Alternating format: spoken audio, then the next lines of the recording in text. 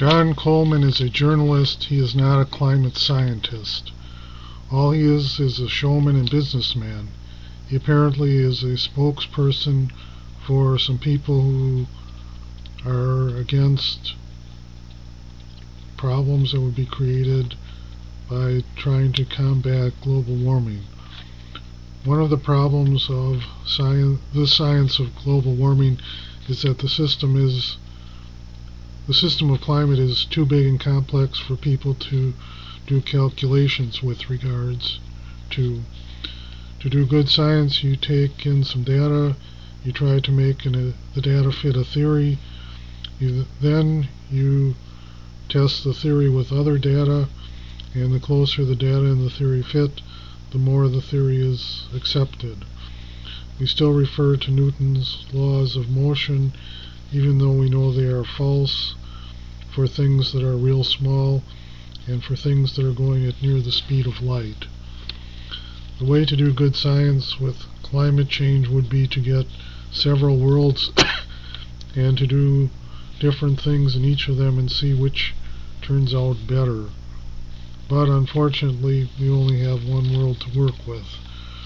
Additionally, there is not a lot of good data to work with. You can make guesses as to how things may have been using ice cores, but there is a tremendous uncertainty with that.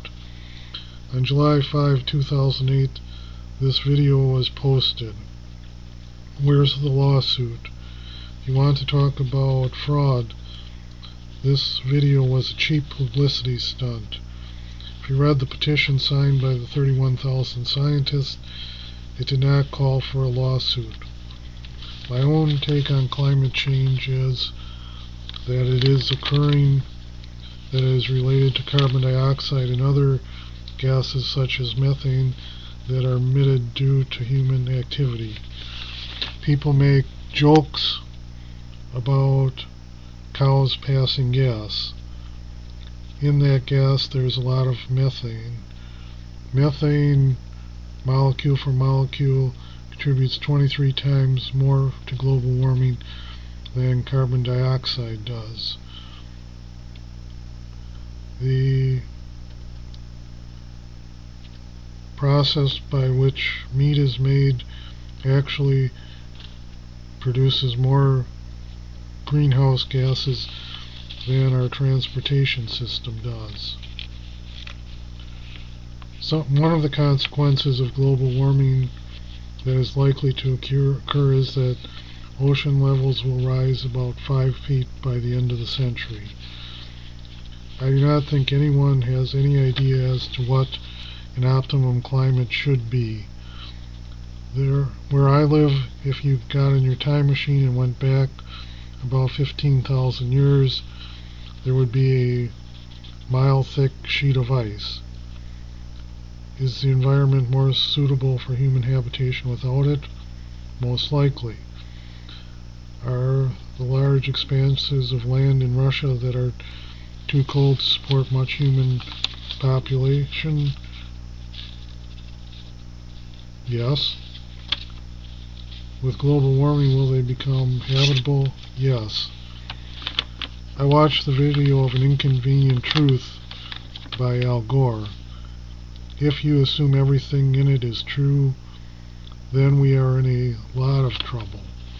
Al Gore said that scientists noted climate change occurring in the 50s and 60s. However, the recommendation of the video would be to bring the CO2 emissions to what they were in the 70s.